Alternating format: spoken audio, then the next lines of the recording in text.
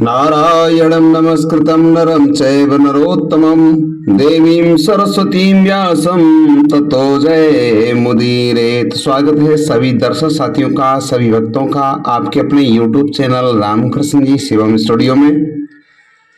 मैं रामकृष्ण शास्त्री आगरा से आप लोगों के बीच में धार्मिक कथा, व्रत कथा एवं अन्य जानकारी और मासिक, माह की कथा, महीने की कथा आपको लेकर के अपने चैनल पर आते रहते हैं। तो आज भी पद्म पुराण से चौथे खंड के 146वें अध्याय का यह प्रसंग आप लोगों के बीच में लेकर के आए हैं। आशा करते हैं आप सभी स्वस्थ होंगे और माँ भगवती लक्ष्मी की कृपा आपके ऊपर हमेशा बरसती रहेगी और आपकी मनोकामना पूर्ण होती रहेगी और आपके घर में खुशहाली बरसती रहेगी। और एक निवेदन और करना चाहूँगा प्रसंग प्रारंभ करने से पहले। आज का प्रसंग है वैशाख महात्म्य के प्रसंग में राजा महिरथ की कथा और यम ब्राह्मण संवाद का उपसंहार। बहुत ही मार्मिक कथा है, बहुत ही अच्छी, बड़ी प्रिय कथा है। निवेदन ये है कि अभी तक आपने चैनल को सब्सक्राइब नहीं किया हो तो प्लीज चैनल को जरूर सब्सक्राइब करें, बेल को प्रेस करके रखें। चलिए ज्यादा समय नहीं लेते हुए, यमराज कहते हैं कि ब्राह्मण पूर्व काल में महिरथ नाम से विख्यात एक राजा थे। उन्हें अपने पूर्व के पुण्यों से, उन्होंने पूर्व जन्म में पुण्य किए थे, उसके फल स्वरूप प्रचुर मात्रा में ऐश्वर्य और संपत्ति की प्राप्ति हुई। परंतु राजा लक्ष्मी का सारा भार मंत्री पर रख करके और स्वयं विषय भोग में आसक्त हो रहे थे। वे न प्रजा की ओर दृष्टि डालते थे और न धन की ओर। अर्थ धर्म काम का भी कभी उन्हें ध्यान नहीं था, नहीं देखते थे। उनकी वाणी और उनका मन कामनियों में आसक्त था। राजा के पुरोहित का नाम था कश्यप। जब राजा को विषयों में रमते हुए बहुत दिन बीत गए, तब पुरोहित ने मन में विचार किया कि जो गुरु मोहवश राजा को अधर्म से नहीं रोक सकता, वह भी उसके पाप का भागी होता है। यदि समझाने पर वो राजा अपने पुरोहित के वचनों का अवहेलना करता है तो पुरोहित निर्दोष हो जाता है। उस दशा में राजा ही सारे दोष का भागी होता है। यह सोच करके उन्होंने धर्म अनुकूल वचन कहे और कहा, कश्यप बोले कि राजन, मैं तुम्हारा गुरु हूँ, अतः धर्म और अधर्म से युक्त मेरे वचनों को सुनो। राजा के लिए यही सबसे बड़ा धर्म है कि वह गुरु की आज्ञा में रहे। गुरु की आज्ञा का आंशिक पालन भी राजा की आयु, लक्ष्मी और सौख्य को बढ़ाने वाला होता है। तुमने जो दान किया है, कभी ब्राह्मणों को तृप्त नहीं किया है और भगवान विष्णु की आराधना कभी नहीं की है, कोई व्रत नहीं किया, तपस्या, तीर्थ भी नहीं किया। महाराज, कितने खेद की बात है, तुमने काम के अधीन होकर के कभी भगवान के नाम का स्मरण नहीं किया। अबलाओं की संगति पकड़ करके विद्वानों की संगति नहीं की जाती है। जिसका मन स्त्रियों ने हर लिया, उससे विद्या, तपस्या, त्याग, नीति और विवेकशील चित्त से उसका क्या लाभ हुआ। एकमात्र धर्म ही सबसे महान और श्रेष्ठ है और मनुष्य के मृत्यु के बाद भी साथ वही जाता है। शरीर के उपभोग में आने वाली अन्य जितनी वस्तुएं वो सभी यहाँ नष्ट हो जाती हैं। धर्म की सहायता से ही मनुष्य दुर्गति से पार हो जाता है। राजेंद्र, क्या तुम अब नहीं जानते कि मनुष्यों के जीवन का विलास जल की उत्ताल तरंगों के समान चंचल और अनित्य है? इसके लिए विनय ही पगड़ी और मुकुट है, सत्य और धर्म ही कुंडल है और त्याग ही कंगन है। उन्हें जड़ आभूषणों की क्या आवश्यकता है?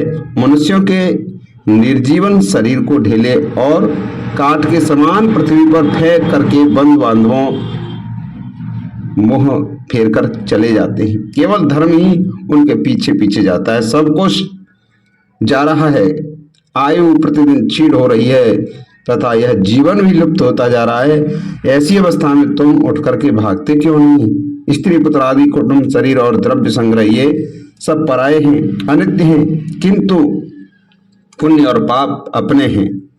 जब यह एक दिन सब कुछ छोड़ करके तुम्हें व्यवस्था पूर्वक यहाँ से जाना पड़ेगा और पता ही है जाना ही होगा, तो तुम अनर्थ में फंस करके धर्म का अनुष्ठान क्यों नहीं करते हो? मरने के बाद दुर्गम पथ पर अकेले कैसे जा सकोगे, जहां न ठहरने के लिए स्थान, न खाने के लिए अन्न, न पीने के लिए पानी, न राह के लिए खर्चा, न राह बताने के लिए कोई गुरु होगा। यहाँ से प्रस्थान करने के बाद तुम्हारे पीछे कुछ भी नहीं जाएगा, केवल पाप और पुण्य जाते समय तुम्हारे पीछे पीछे जाएंगे। अतः तुम आलस छोड़ करके वेदों और स्मृतियों से बताए हुए देश और कुल के अनुरूप हितकारक कर्म का अनुष्ठान करो, धर्म मूलक सदाचार का सेवन करो। धर्म और काम भी यदि धर्म से रहित हो तो उनका परित्याग कर देना चाहिए। दिन रात इंद्रिय विजय रूपी योग का अनुष्ठान करना चाहिए, क्योंकि जितेंद्रिय राजा ही प्रजा को अपने वश में कर रख सकता है। लक्ष्मी अत्यंत प्रगल्भ रमणी के कटाक्ष के समान चंचल होती है। विनय रूपी गुण धारण करने से ही वह राजाओं के पास दीर्घकाल तक ठहरती है। जो अत्यंत कामी और घमंडी होते हैं ना, उनका सारा कार्य बिना विचारे ही होता है। उन मूढ़ चेता राजाओं को संपत्ति उनकी आयु के साथ ही नष्ट हो जाती है। व्यसन और मृत्यु, इनमें व्यसन को ही कष्टकारक बताया गया है। व्यसन में पड़े हुए राजा की अधोगति होती है, और जो व्यसन से दूर रहता है वह स्वर्ग लोक में जाता है। व्यसन और दुख विशेषकर काम से ही उत्पन्न होते हैं। अतः काम का परित्याग करो, और पापों में फंस जाने पर वैभव भोग स्थिर नहीं रहते, वे शीघ्र ही नष्ट हो जाते हैं। चलते रुकते जागते सोते समय भी जिनका चित्त विचार में संलग्न नहीं रहता, वह जीते जी ही मरे हुए के तुल्य ही है। विद्वान पुरुष विषय चिंता छोड़कर के समतापूर्ण स्थिर और व्यवहारिक युक्ति से सामर्थ्य का साधन करते हैं। जीव का चित्त बालक की भांति चपल होता है, अतः उससे बलपूर्वक काम लेना चाहिए। राजन, धर्म के तत्वदर्शी वृद्ध पुरुषों की बुद्धि का सहारा ले पराबुद्धि के द्वारा अपने कुपथगामी चित्त को वश में करना चाहिए। लौकिक धर्म, मित्र, भाई बंधु, हाथ पैरों का चलाना, देशांतर में जाना, शरीर के कलेश उठाना और तीर्थ के लिए यत्न करना आदि कोई भी परम पद की प्राप्ति में सहायता नहीं कर सकते। केवल परमात्मा में मन लगा करके उनका नाम जप करने से ही उस पद की प्राप्ति होती है। इसलिए राजन, विद्वान पुरुष के लिए उचित है कि वह विषयों में प्रवृत्त हुए अब चित्त को रोकने के लिए यत्न करे। यत्न से ही वह अवश्य बस में हो जाता है। यदि मनुष्य मोह में पड़ जाए और स्वयं विचार करने में असमर्थ हो जाए तो उसे विद्वान सूर्यदेव के पास जाकर के प्रश्न करना चाहिए, और वह पूछने पर यथोचित कर्तव्य का उपदेश देते हैं। कल्याण की इच्छा रखने वाले हर एक उपाय से काम और क्रोध का निग्रह करना चाहिए, क्योंकि वे दोनों कल्याण का निदान करने के लिए उद्धत रहते हैं। राजन, काम बड़ा बलवान है, वह शरीर के भीतर रहने वाला महान शत्रु है। श्रेय की अभिलाषा रखने वाला पुरुष को उसके अधीन नहीं होना चाहिए। अतः विधि पूर्वक पालन किया हुआ धर्म ही सबसे श्रेष्ठ है। इसलिए तुम धैर्य धारण करके धर्म का आचरण करो। यह श्वास बड़ा चंचल है, जीवन उसी के अधीन है। ऐसी स्थिति में भी कौन मनुष्य धर्म के आचरण में विलंब करेगा। राजन, जो वृद्धावस्था को प्राप्त हो चुका है उसका चित्त भी इन निषिद्ध विषयों की ओर नहीं हटता। हाय, यह कितने सुख की बात है। पृथ्वीनाथ, इस काम के मोह में पड़कर के तुम्हारी सारी उम्र व्यर्थ बीत गई। अब भी तो अपने हित साधन में लगे हो। राजन, तुम्हारे लिए सर्वोत्तम हित की बात कहता हूँ, क्योंकि मैं तुम्हारा पुरोहित और तुम्हारे भले बुरे कर्मों का भागी हूँ।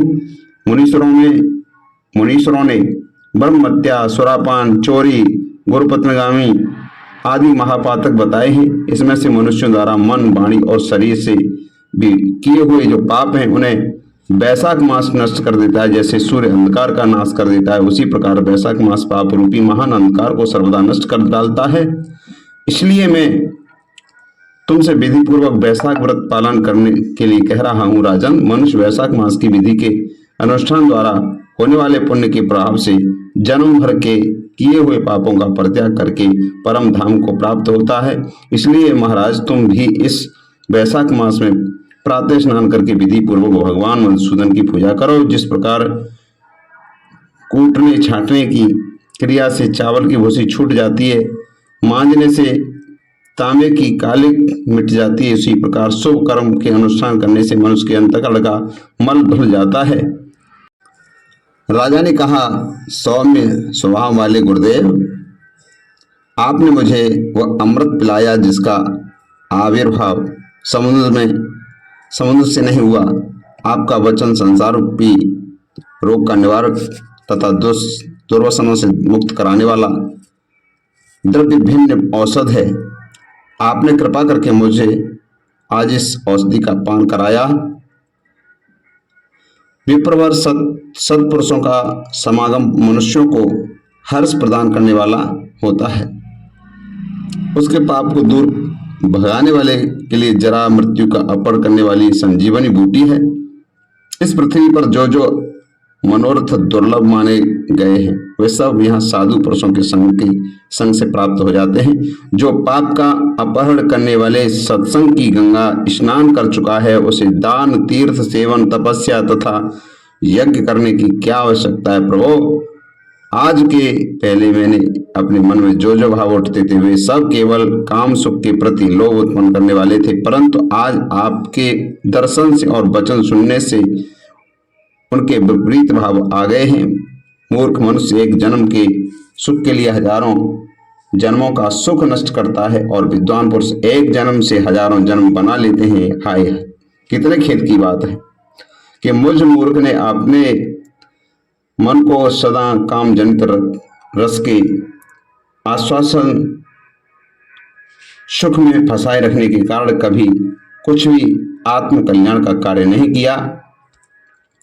अहो, मेरे मन का कैसा मोह है जिससे मैंने स्त्रियों के फेरे में पढ़ करके अपने आत्मा को चोर विपत्ति में डाल दिया, जिसका भविष्य अत्यंत दुखमय है तथा जिसने पार पाना बहुत कठिन है। भगवान, आपने स्वतः संतुष्ट होकर के अपनी वाणी के द्वारा मुझे मेरी स्थिति का बोध करा दिया। अब उपदेश देकर के मेरा उद्धार कीजिए। पूर्व जन्म मैंने कोई पुण्य किया था जिससे आपने मुझे बोध कराया। विशेषतः आपके चरणों की धूलि से आज मैं पवित्र हो गया। वक्ताओं में श्रेष्ठ आप मुझे वैशाख मास की विधि बताइए। तब कश्यप जी बोले, राजन, बुद्धिमान पुरुष को चाहिए कि वह बिना पूछे अथवा अन्यायपूर्वक पूछने पर किसी को उपदेश न दे। लोक में जानते हुए भी जड़वत अनजान की भांति आचरण करे, परंतु विद्वान शिष्यों, पुत्रों और श्रद्धालु पुरुषों को उनके हित की बात कृपा पूर्वक बिना पूछे ही बतानी चाहिए। राजन, इस समय तुम्हारा मन धर्म में स्थित हुआ है और तुम्हें वैशाख स्नान के उत्तम व्रत का पालन कराऊंगा। तदनंतर पुरोहित कश्यप ने राजा महिरथ से वैशाख मास के स्नान, दान और पूजन कराया। शास्त्र में वैशाख मास स्नान की जैसी विधि है उन्होंने देखी थी, उसका पूरा पालन कराया। राजा महिरथ ने गुरु की प्रेरणा से उस समय विधि पूर्वक सब नियमों का पालन किया और माधव मास का जो जो विधान था उन्होंने बताया। यह सब आदर पूर्वक सुना और नृपशेष प्रातःकाल स्नान करके भक्ति भाव से इसके साथ पाद्य और अर्घ आदि करके श्रीहरि का पूजन किया और नैवेद्य का भोग लगाया। यमराज कहते हैं, ब्राह्मण तत्पश्चात राजा के ऊपर काल की दृष्टि पड़ी। अधिक मात्रा में रति का सेवन करने से उन्हें क्षय का रोग हो गया था। इससे उनका शरीर अत्यंत दुर्लभ हो गया था और अंतोगत्वा उनकी मृत्यु हो गई। उस समय मेरे तथा भगवान विष्णु के दूत भी उन्हें लेने पहुंचे। विष्णु दूतों ने ये राजा धर्मात्मा यों का करके मेरे सेवकों को डांटा और स्वयं राजा को विमान में बिठा करके बैकुंठ में ले गए। वैशाख मास में प्रातः काल स्नान करने से राजा का पातक नष्ट हो चुका था। भगवान विष्णु के दूत अत्यंत चतुर होते हैं। वे भगवान की आज्ञा के अनुसार राजा महिरथ को नरक मार्ग के निकट से ले चले। जाते जाते राजा ने नरक में पकाए जाने के कारण घोर चीत्कार करने वाले नारकी जीवों का आर्तनाद सुना। कढ़ा में डाल करके औटाए जाने वाले पापियों का क्रंदन बड़ा भयंकर था। सुनकर के राजा को बड़ा विस्मय हुआ। वे अत्यंत दुखी होकर के दूतों से बोले, जीवों के कराहने की यह भयंकर आवाज क्यों सुनाई दे रही है? इसमें क्या कारण है? आप लोग सब बातें बताने की कृपा करें। विष्णुदूत बोले कि जिन प्राणियों ने धर्म की मर्यादा का परित्याग किया और जो पापाचारी और पुण्यहीन हैं, वे तामिश्र आदि भयंकर नरकों में डाले गए हैं। पापी मनुष्य प्राण त्याग के पश्चात यमलोक के मार्ग में आकर के भयानक दुख भोगते हैं। यमराज के भयंकर दूत उन्हें इधर उधर घसीटते हैं और अंधकार में गिर पड़ते हैं। उन्हें आग में जलाया जाता है। उनके शरीर में कांटे चुभाए जाते हैं और उनको आरी से चीरा जाता है तथा वे भूख प्यास से पीड़ित रहते हैं। पीव और रक्त दुर्गंध के कारण उन्हें बार बार मूर्छा आ जाती है। कहीं खोलते हुए तेल में औटाए जाते हैं तो कहीं उन पर मूसलों की मार पड़ती है, कहीं तपाए हुए लोहे की शिलाओं पर डालकर उन्हें पकाया जाता है। कहीं बमन, कहीं पीव, कहीं रक्त, कहीं खाने की और कोई चीज खाने के लिए नहीं मिलती। मुर्दों की दुर्गंध भरे करोड़ों नरक हैं, सरपत्र वन हैं, शिलापात के स्थान हैं जहां पापी शिलाओं पर पटके जाते हैं तथा वहां की समतल भूमि भी आग से तपी हुई होती है। इसके सिवा गर्म लोहे के खोलते हुए तेल में मैदा के तपे हुए स्तंभ के तथा कुट सालमिल नाम के नरक हैं जो छुरे, कांटे, कीले, उग्र ज्वाला के ताप कारण क्षोभ और भय उत्पन्न करने वाले बहुत से नरक हैं। कहीं तपी हुई बैतरणी नदी है, कहीं पीप से भरे हुए अनेकों कुंड हैं। इन सब में पृथक पृथक पापियों को डाला जाता है। कुछ नरक ऐसे हैं जो जंगल के रूप में हैं, वहां के पत्ते तलवार की धार के समान तीखे। इसी प्रकार असिपत्रवन कहते हैं, वहां प्रवेश करते हैं नर नारियों के शरीर कटने छिलने लगते हैं। कितने ही नरक घोर अंधकार तथा आगे की लपेटों में के कारण अत्यंत दारुण प्रतीत होते हैं। इनमें बार बार यातना भोगने के कारण पापी जीव नाना प्रकार के स्वरों से रोते हैं, विलाप करते हैं। राजन, इस प्रकार ये शास्त्र विरुद्ध कर्म करने वाले पापी जीव कराहते रहते हैं और नरक यातना का कष्ट भोगते रहते हैं। उन्हीं का यह क्रंदन हो रहा है। सभी पापियों को इस पूर्वकृत कर्मों का भोग भोगना पड़ता है। पराई स्त्रियों का संग प्रसन्नता के लिए किया जाता है, परंतु वास्तव में वह दुख ही देने वाला होता है। 2 घड़ी तक किया हुआ विषय सुख का आस्वादन अनेक कल्पों तक दुख देने वाला होता है। राजेंद्र, तुमने वैशाख मास में प्रातः स्नान किया, उसकी विधि का पालन करने से तुम्हारा शरीर पावन बन गया। उससे छूकर बहने वाली वायु का स्पर्श पाकर ये क्षण भर के लिए सुखी हो गए। तुम्हारे तेज से इन्हें बड़ी तृप्ति मिल रही है। इसी से सब ये नरकवर्ती जीव कराहना छोड़कर के चुप हो गए। पुण्यवानों का नाम ही यदि सुना या उच्चारण किया जाए तो वह सुख का साधन होता है तथा उसे छूकर चलने वाली वायु भी शरीर से लगने पर बड़ा सुख देती है। यमराज कहते हैं, करुणा के सागर राजा महिरथ अद्भुत कर्म करने वाले भगवान विष्णु के दूतों की उपरोक्त बात सुनकर के द्रवित हुए और निश्चित ही साधु पुरुषों का हृदय मक्खन के समान होता है। जैसे नवनीत आग की आंच पाकर पिघल जाता है, उसी प्रकार नवनीत यानी घी, मक्खन आंच पाकर के पिघल जाता है, उसी प्रकार साधु पुरुषों का हृदय ही दूसरों के संताप से संतप्त होकर के द्रवित होता है। उस समय राजा ने दूतों से कहा कि राजा बोले, इन्हें देख करके मुझे बड़ी व्यथा हो रही है। मैं इन व्यथित प्राणियों को छोड़ करके जाना नहीं चाहता। मेरी समझ में सबसे बड़ा पापी वही है जो समर्थ होते हुए भी वेदनाग्रस्त जीवों को शोक न दूर कर सके। यदि मेरे शरीर को छूकर के बहने वाली वायु स्पर्श से जीव सुखी होते हैं तो आप लोग मुझे इसी स्थान पर ले चलिए, क्योंकि चंदन वृक्ष की भांति दूसरों को ताप दूर करने के लिए आहित करते हैं और जो परोपकार के लिए स्वयं कष्ट उठाते हैं वे ही पुण्यात्मा संसार में ही संत हैं। जो दूसरों के दुखों का नाश करते हैं और पीड़ित जीवों को पीड़ा दूर करने के लिए जिन्होंने अपने प्राणों को तिनके के समान न्यौछावर कर दिया, जो मनुष्य सदा दूसरों की भलाई के लिए उद्यत रहते हैं, उन्होंने ही इस पृथ्वी का धारण कर रखा है, जहां सदा अपने मन को भी सुख मिलता है और स्वर्ग भी नरक के ही समान है। अतः साधु पुरुष तथा दूसरों के मुख से ही सुखी होते हैं। या नरक में गिरना अच्छा, प्राणों से वियोग हो जाना भी अच्छा, किंतु पीड़ित जीवों की पीड़ा दूर किए बिना एक क्षण भी सुख भोगना अच्छा नहीं है। दूत बोले, राजन, पापी पुरुष अपने कर्मों का ही फल भोगते हुए भयंकर नरक में पकाए जाते हैं। जिन्होंने दान, होम, पुण्य, तीर्थ में स्नान नहीं किया और मनुष्यों का उपकार या कोई उत्तम पुण्य नहीं किया, यज्ञ, तपस्या, प्रसन्नता पूर्वक भगवान नामों का जप नहीं किया, वे परलोक में आने पर घोर नरक में पकाए जाते हैं। जिनका शील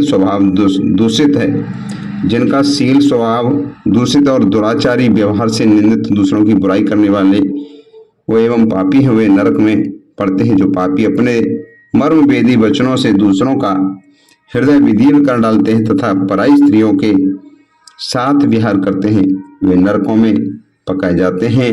महाभाग भोपाल आओ, अब भगवान के धाम को चलें। तुम पुण्यवान हो, अतः अब तुम्हारा यहाँ ठहरना उचित नहीं है। राजा ने कहा, विष्णुदूतगण, यदि मैं पुण्यात्मा हूँ तो इस महाभयंकर यातना मार्ग से कैसे लाएगा? मैंने कौन सा पाप किया तथा किस पुण्य के प्रभाव से विष्णु धाम को जाऊंगा? आप लोग मेरे को इस संशय का निवारण करें। दूत बोले, राजन, तुम्हारा मन काम के अधीन हो रहा था, इसलिए तुमने कोई पुण्य अनुष्ठान तथा यज्ञावशिष्ट अन्न का भोजन नहीं किया है, इसलिए तुम इस मार्ग से लाया गया है। किंतु लगातार 3 वर्षों तक तुमने अपने गुरु की प्रेरणा से वैशाख मास में विधि पूर्वक स्नान किया तथा महापापों और अति पापों की राशि का विनाश करने वाले भक्त वत्सल विश्वेश्वर भगवान मधुसूदन की भक्ति पूर्वक पूजा की है। यह सब पुण्यों का सार है। केवल इस एक ही पुण्य से तुम देवताओं द्वारा पूजित होकर के विष्णु धाम को ले जाए जा रहे हो। नरेश्वर, जैसे एक ही चिंगारी पड़ जाने से तिनकों की राशि भस्म हो जाती है, उसी प्रकार वैशाख में प्रातः स्नान करने से पाप राशि का विनाश हो जाता है। जो वैशाख में शास्त्रोक्त नियमों से युक्त होकर के स्नान करता है, वह हरिभक्त और अति पापी के समूह से छुटकारा पाकर के विष्णु पद को प्राप्त होता है। यमराज कहते हैं, ब्राह्मण, तब दया सागर राजा ने उन जीवों के शोक से पीड़ित हो भगवान श्री विष्णु के दूतों से विनय पूर्वक कहा, साधु पुरुष प्राप्त हुए ऐश्वर्य का, गुणों का, पुण्य का यही फल मानते हैं। इनके द्वारा कष्ट में पड़े हुए जीवों की रक्षा की जाए। यदि ऐसा कुछ पुण्य है तो उसी के प्रभाव से ये नरक में पड़े हुए जीव निष्पाप होकर के स्वर्ग को चले जाएं, उनकी जगह नरक में निवास करूंगा। राजा के ऐसे वचन सुनकर के श्री विष्णु के मनोहर दूत उनके सत्य और उदारता पर विचार करते हुए इस प्रकार बोले, राजन, इस दयारूप धर्म के अनुष्ठान से तुम्हारे संचित धर्म की विशेष बुद्धि वृद्धि हुई है और तुमने वैशाख मास में जो स्नान, दान, तप, होम तथा विद्या पूजन आदि कर्म किए हैं, वे अच्छे फल देने वाले हो गए हैं। और जो वैशाख मास में स्नान दान करके भगवान का पूजन करता है, वह सब कामनाओं को प्राप्त होकर के श्री विष्णु धाम को प्राप्त होता है। एक और तप, दान और यज्ञ आदि शुभ क्रियाएं एक और विधि पूर्वक आचरण से में लाया हुआ वैशाख मास का व्रत हो तो वैशाख मास का व्रत महान है।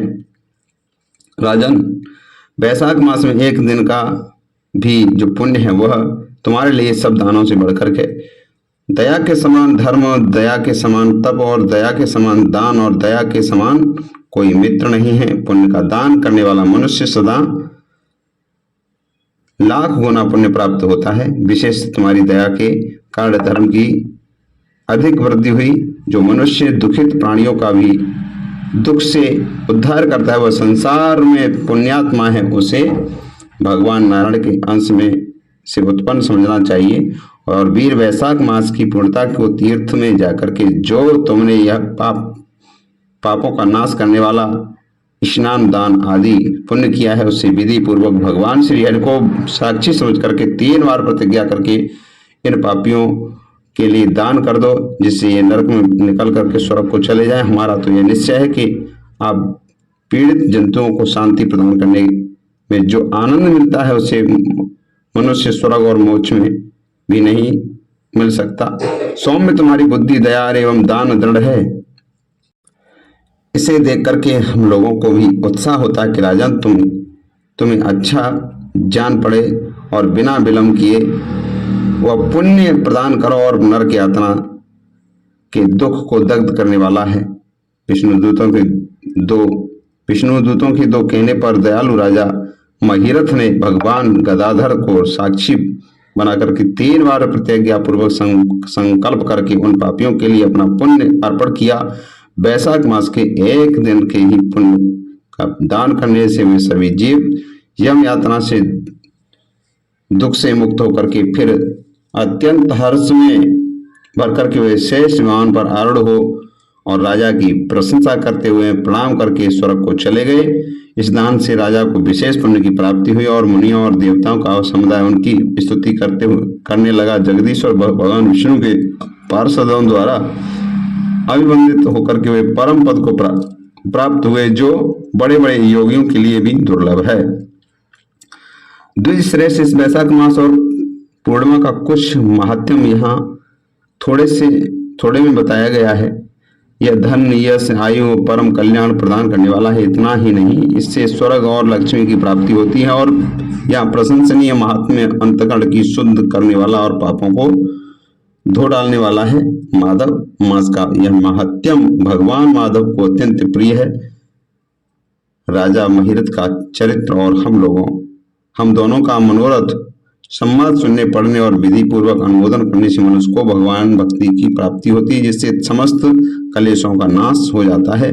सूत जी कहते हैं, धर्मराज की यह बात सुनकर के वह ब्राह्मण उन्हें प्रणाम करके चला गया और उसने भूतल पर प्रतिवर्ष स्वयं वैशाख मास की विधि का पालन किया और दूसरों से भी कराया। वह ब्राह्मण यम का संवाद अब मैंने आप लोगों के बीच में वैशाख मास के पुण्य मैं स्नान के प्रसंग को सुनाया।